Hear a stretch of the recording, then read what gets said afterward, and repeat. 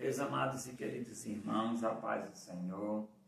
Eu sou o presbítero Sideval, sou membro das Assembleias de Deus em Ribeira do Pombal, na Bahia, que tem como pastor-presidente o pastor José Demétrio Paim, e atuo também na Escola Bíblica Dominical como professor, juntamente com a irmã Daniese, a professora Daniese, da classe das senhoras. E nós estamos aqui para dar sequência às lições da Escola Bíblica Dominical. E na lição de hoje, a lição de número 12, que tem como título A Conduta do Crente em Relação à Família. O textuário diz assim: Por isso deixará o homem seu pai e sua mãe, e se unirá à sua mulher, e serão dois numa carne. A verdade prática diz: Deus estabeleceu o casamento monogâmico, heterossexual, indissolúvel, isto é, a instituição da família para a glória do nome dele. A leitura bíblica em classe encontra-se em Efésios 5, 21 a 33 e Efésios 6, de 1 a 4. Depois os irmãos podem dar uma lida em casa para que nós possamos ganhar tempo aqui na ministração da aula. Meus amados, esse assunto ele é de bom alvitre para a nossa realidade em que estamos vivendo. Por quê? Porque nós temos presenciado muitas famílias desequilibradas. E esse desequilíbrio tem levado muitas famílias ao divórcio. Muitas famílias têm se separado, muitos casais têm se separado e muitas vezes até têm se destruído. Por conta de quê? Por conta justamente desse desequilíbrio familiar provocado pela a falta de consciência do papel de cada um, que cada um deve exercer. O marido tem que ter consciência do seu papel, a esposa tem que ter consciência do seu papel e os filhos também têm que ter consciência do seu papel. Então é exatamente sobre isso que nós vamos falar nessa lição. Eu creio que vai contribuir para o equilíbrio de muitos lares. No primeiro tópico da lição, nós temos a conduta do crente como marido. Nós sabemos, amados, que no contexto familiar bíblico, o marido é a cabeça da mulher, ou seja, é a cabeça do lar. E essa autoridade, ela segue um princípio bíblico. Qual é o princípio bíblico? Deus é a cabeça de Cristo, Cristo é a cabeça da igreja, e o marido é a cabeça da mulher, ou a cabeça do lar. Então, amados, assim dentro do lar, o marido é o líder, ele tem a responsabilidade de liderar a casa, de liderar a família. Agora, irmãos, de que modo, de que maneira o marido tem a responsabilidade de liderar a família? Ele tem a responsabilidade de liderar visando o bem-estar absoluto de sua casa, visando o bem-estar absoluto de sua família. Se esse objetivo não for atingido, não for correspondido, significa que não está liderando bem a sua casa. Infelizmente, amados, hoje em dia nós temos um movimento feminista, baseados em ideais neomarxistas, que tem contestado esse modelo bíblico de administrar o lar, esse modelo patriarcal, eles chamam de modelo patriarcal. E eles têm contestado alegando o seguinte, que é um modelo opressor, que é um modelo ultrapassado, querendo colocar a mulher num patamar de superioridade ao homem, ou querendo colocar o homem no patamar de inferioridade. Eles alegam isso. E infelizmente em nosso meio, no meio cristão, já tem muitos militantes desse movimento, ensinando até nas igrejas, essa filosofia, esse ideal que vem de lá de fora. Mas nós sabemos que no modelo bíblico não existe nada de opressor, não existe nada depreciativo em relação à mulher. Pelo contrário, no modelo bíblico, o incentivo é o amor mútuo em relação ao casal. No modelo bíblico, o incentivo é viver em harmonia, viver em paz. É o marido respeitar a mulher respeitar o marido. É totalmente ao contrário do que eles imaginam. Então, amados, aqui no segundo ponto da lição, a gente vai ver o amor como elemento primordial. Então, o que é que define essa relação de marido e mulher? É justamente o amor do marido para com a esposa. Como é que deve ser esse amor do marido para com a esposa? É da mesma forma que Cristo amou a igreja. O apóstolo Paulo compara o amor do marido com a mulher a mesma maneira que Cristo amou a igreja, no mesmo patamar. E como foi que Cristo amou a igreja, que Cristo ama a igreja? Se entregando por ela, devotando todo o seu amor a ela. É um amor, irmãos, incondicional. Cristo amou a igreja incondicionalmente. Nós não merecíamos esse amor. E mesmo assim, Cristo amou a igreja. Então, da mesma forma, o marido deve amar a sua mulher. Independente do que a mulher faça, do que a mulher seja, independente de qualquer situação, ele tem que amar a mulher como Cristo amou a igreja. Então, justamente é o contrário do padrão que o mundo estabelece. O terceiro ponto da lição vai falar do cuidado do marido à esposa. Nós sabemos, amados, que o marido deve não só prover o seu lar, né, com providências materiais, comprando um celular hoje para a esposa, amanhã dando uma roupa, né, e agradando aqui, agradando ali, e achando que está completo, achando que proveu todas as necessidades da mulher. A maior necessidade da mulher é dar carinho, é dar amor, é dar assistência, é ouvi-la, é prestigiá-la, é honrá-la, é respeitá-la. Isso sim é o verdadeiro cuidar, é o verdadeiro zelo, é o verdadeiro carinho. É disso que ela precisa. É isso que a Bíblia ensina, é esse o modelo bíblico. É dar respeito, é dar carinho, é dar amor, é compreendê-la quando precisar ser compreendida, entendeu? Nesse modelo não há nada de machismo, não há nada de opressão, não há nada de humilhante. Pelo contrário, a Bíblia aconselha que o marido ame a mulher como Cristo amou a igreja, de forma incondicional. Outra coisa, irmãos, essa demonstração de amor, esse cuidado pela esposa, esse zelo, ele não deve ser só praticado em público, né? Tem marido que, quando está em público, né, quando está na igreja, trata a mulher como uma princesa. Abre a porta do carro para ela entrar, puxa a cadeira para ela sentar, né, dá todo o carinho, toda a atenção, mas dentro de casa, desculpa a expressão, é um cavalo. Dentro de casa, brigando com ela o tempo todo, né, chateando ela o tempo todo, e não é assim que a Bíblia ensina. Esse amor deve ser tanto no público quanto no privado.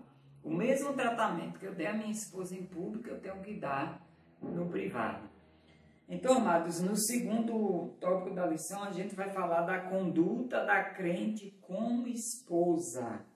E aqui diz assim, de acordo com a analogia paulina, em relação ao matrimônio, a mulher casada é comparada à igreja de Cristo. Nesse ponto, veremos a conduta requerida da esposa cristã. Então, irmãos, a responsabilidade não é só para o marido. A responsabilidade é também da esposa. Porque assim, olha o que diz aqui o primeiro tópico. O conceito de submissão cristã. Qual é o conceito de submissão cristã? Assim como a igreja está sujeita a Cristo, a esposa está sujeita ao marido. Não é uma sujeição, irmãos, irracional. Não é uma sujeição por opressão, por medo. Não é uma sujeição por ameaça, mas é uma sujeição por amor. De que forma é essa sujeição? Ela se sente tão amada, ela se sente tão acariciada pelo marido, ela se sente tão recompensada pelo marido, que ela faz questão de demonstrar esse amor se sujeitando a ele. Ela faz questão de demonstrar esse amor dando tudo de melhor para ele. E essa sujeição não é no sentido de se sentir escravizada, não é no sentido de se sentir desprezada, pelo contrário, é no sentido de se sentir honrada pelo fato de reverenciar o marido, de amar o marido, de demonstrar essa devoção, esse amor, esse cuidado, esse zelo. Tá? No segundo ponto, diz assim, a condição da mulher cristã. Nós sabemos, irmãos, que aqui diz assim, ó, na cultura judaica a mulher ocupava posição secundária e era parte da propriedade de um homem. Na sociedade grega, as mulheres eram tratadas como inferiores e as esposas eram escravizadas. No Evangelho de Cristo, as mulheres alcançaram posição de dignidade igual à dos homens. Ou seja, olha que interessante, na cultura judaica, a mulher era tida como propriedade do homem. Estava numa posição inferior? Estava. Na cultura grega, a mulher já era tida como escrava do homem. E na cultura cristã, que é a nossa cultura, na cultura evangélica, depois da igreja eleita, a união de gentios e judeus, né? Como é o tratamento da mulher? A mulher está na posição de igualdade do homem. Ou seja, em relação ao amor, em relação ao zelo, ao cuidado, em relação ao trato, em relação aos direitos, a mulher está na posição de igualdade do homem em relação a isso. Ou seja, a mulher, depois de Cristo, ganhou um espaço que ela não tinha antes. O espaço de estar ao pé de igualdade. Nós vemos isso quando a gente lê a parábola da mulher samaritana. Você vê ali o encontro de Jesus com ela, né? Jesus fazendo questão de demonstrar para ela o seu valor. Jesus estava resgatando nela o valor que ela tinha, que ela nem sabia que tinha. Então, ali iniciou-se a valorização da mulher através de Cristo. Então, isso é maravilhoso. O terceiro ponto diz assim, ó, a reverência devida ao marido. Essa reverência, irmãos, consiste na maneira como a esposa coopera com seu marido. Ou seja, ela coopera de que modo?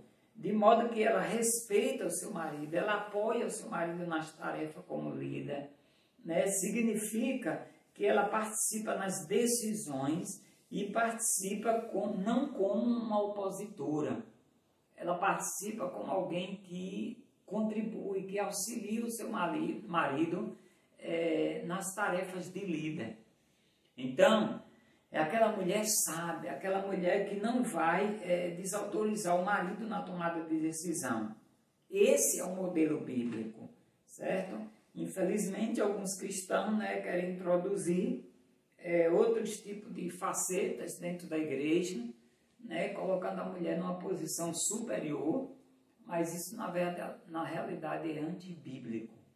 O modelo bíblico é colocar a mulher no pé de igualdade do homem, em relação ao respeito, em relação ao carinho, mas sempre demonstrando que o marido é o cabeça do lar.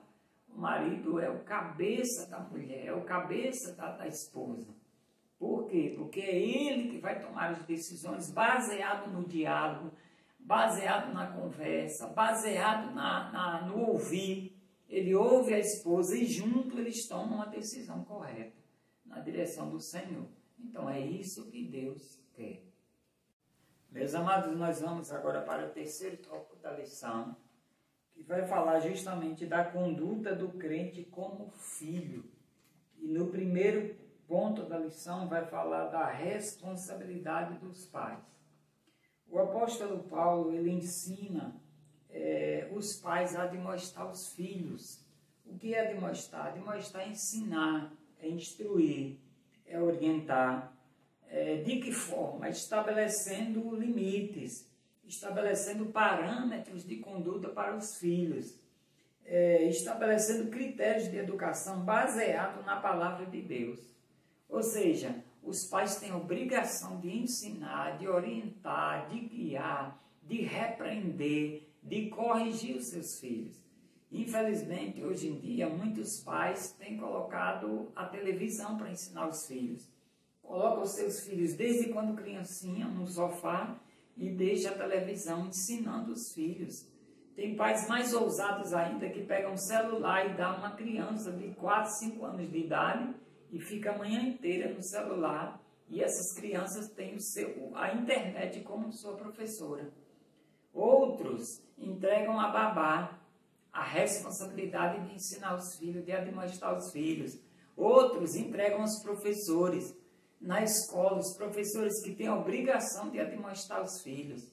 E, na verdade, isso vai de encontro ao conceito bíblico, vai de encontro ao ensino bíblico.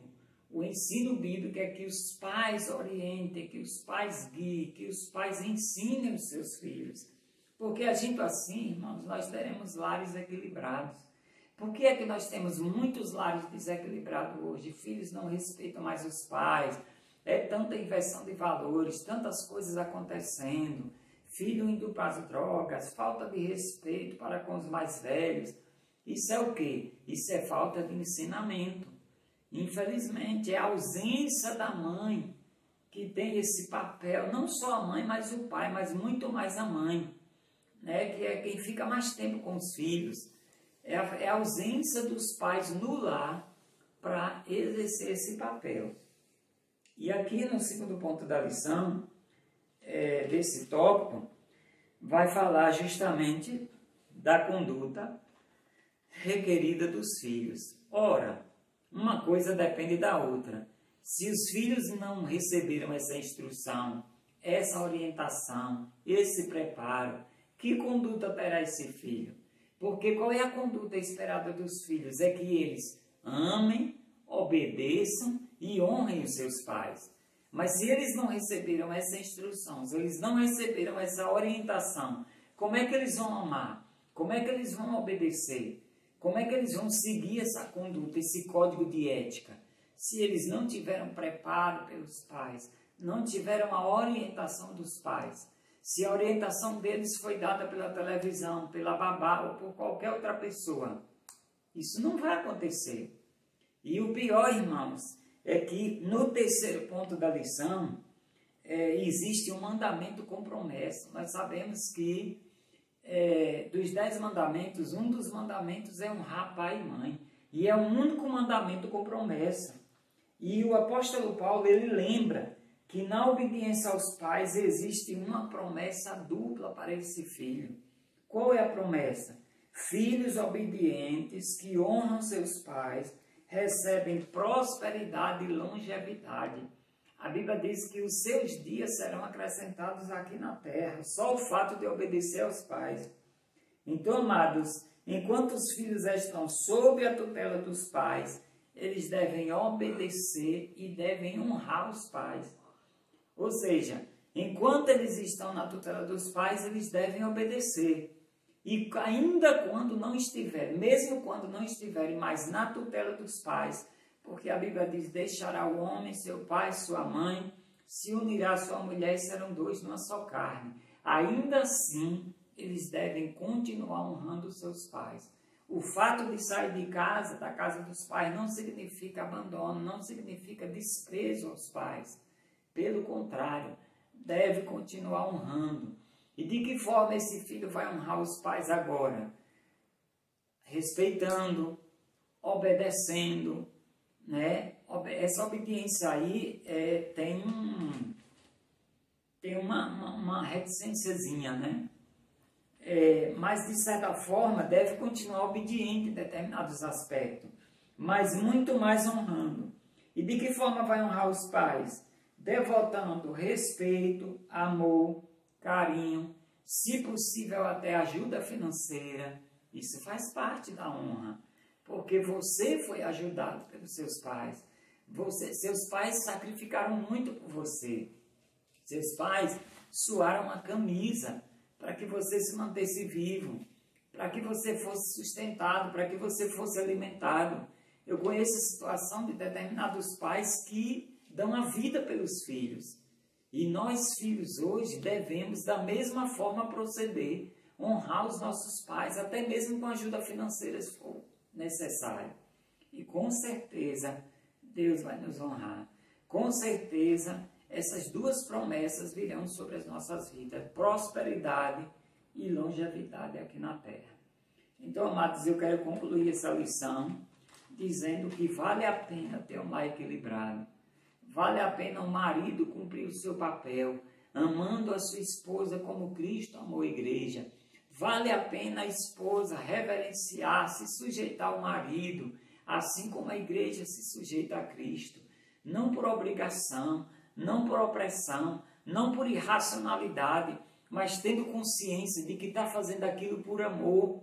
É tão grande, não há dificuldade de uma mulher ser sujeita ao marido. Sabe por quê, irmão? Porque o amor do marido é tão grande por ela, é uma devoção tão grande, sabe? É um carinho tão grande, um respeito tão grande por ela, que ela se sente constrangida em não ser sujeita ao marido, em não honrar o marido, em não devolver essa honra, devolver esse respeito. Então, que os filhos também respeitem os seus pais, honrem os seus pais, obedeçam aos seus pais, porque há um mandamento por trás disso, e esse mandamento traz promessa para a sua vida. Então, se você quer ser abençoado, se você quer ter um lar abençoado, seja um marido assim, seja uma esposa assim, seja um filho assim, e Deus com certeza estará presente neste lar. Deus com certeza derramará suas bênçãos copiosas sobre este lar. Que Deus vos abençoe, que vocês aproveitem essa aula, né? Leiam a lição, porque a gente não consegue transmitir tudo em 30, 20, 30 minutos. O tempo é muito exíguo para tudo isso, né? Mas meditem na lição, porque tem muito mais coisa para vocês aprenderem, para vocês colocar em prática na vida de vocês. Que Deus abençoe a todos e até a próxima aula, em nome do Senhor Jesus Cristo.